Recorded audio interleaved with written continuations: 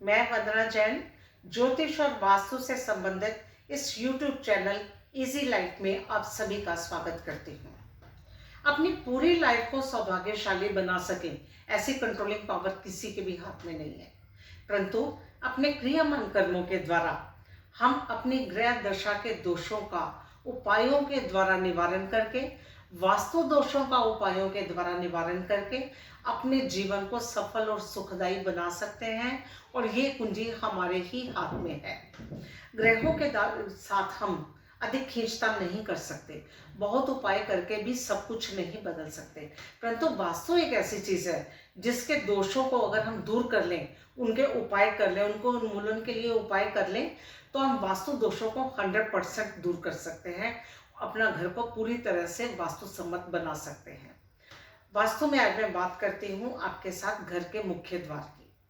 घर का मुख्य द्वार अगर सही जोन में है, सही पद में है, सही दिशा में है, तो ये छोटे मोटे वास्तु दोषों को तो अपने आप, उनके दुष्प्रभावों को तो अपने आप ही खत्म कर देगा, स्वतः ही समाप्त हो जाएंगे। इतनी पॉजिटिविटी मुख्य द्वार से मिलेगी कि हम छोटे मोटे वास्तु दोषों का प्रभाव हम पे पड़ेगा ही नहीं। परंतु अगर मुख्य द्वार गलत दिशा में है, गलत पद में है, गलत जोन में है, तो ये घर में रोग को, बीमारी को, दुर्घटनाओं को, आर्थिक हानि को, आर्थिक अस्थिरता को, रिश्तों में हानि को, व्यापार में हानि को, हर तरह की हानि को घर में आने का निमंत्रण दे देते हैं। और इस दोषों, घर के मुख्य द्वार के दोष को बिना तोड़फोड़ के हम दूर कर सकते हैं। दुनिया की आधी से ज़्यादा आबादी तो आजकल फ्लैट्स में रहती है, और फ्लैट्स में ऑप्शन ही नहीं होती कि आप मुख्य द्वार को तोड़फोड़ करके यहाँ से हटा के किसी दूसरी जगह पे लगा दो। ऐसा नहीं हो पाता है, दूसरे घरों में भी नहीं हो पाता है, तोड़फोड़ करनी बहुत मुश्किल हो जाती है। आज मैं आपको एक ऐसी विधि बताने जा रही हूँ जिसमें हम बिना तोड़फोड़ किए अपने घर के मुख्य द्वार को अपनी जगह से हटा सकते हैं।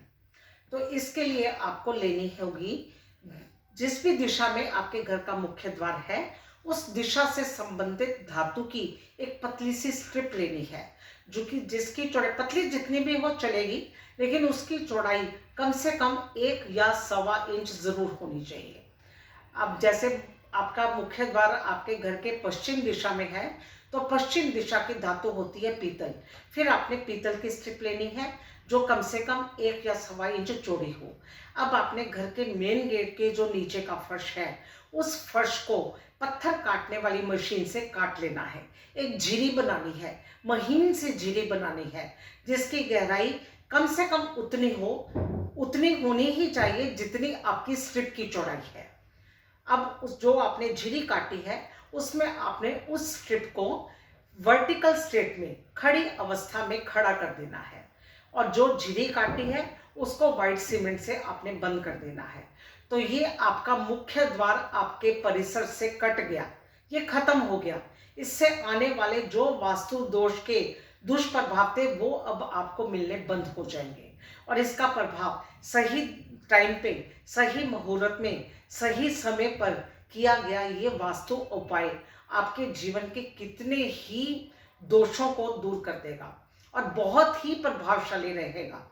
लेकिन अगर हमने अपना एक मुख्य द्वार काटा है तो हमें मुख्य द्वार तो घर में चाहिए ही ना। कोई भी परिसर बिना मुख्य द्वार के हो ही नहीं सकता। अब जैसे हमने बिना तोड़फोड़ के अपने इस मुख्य द्वार को काटा जो गलत दिशा में बना हुआ था, उसी तरह से हम सही दिशा में, सही पद में, सही जोन में एक मुख्य द्वार बना सकते हैं, वो भी बिना तोड़फोड़ किए। और उसको बनाने की क्या विधि होगी ये मैं आपको अपनी अगली वीडियो में बताऊंगी।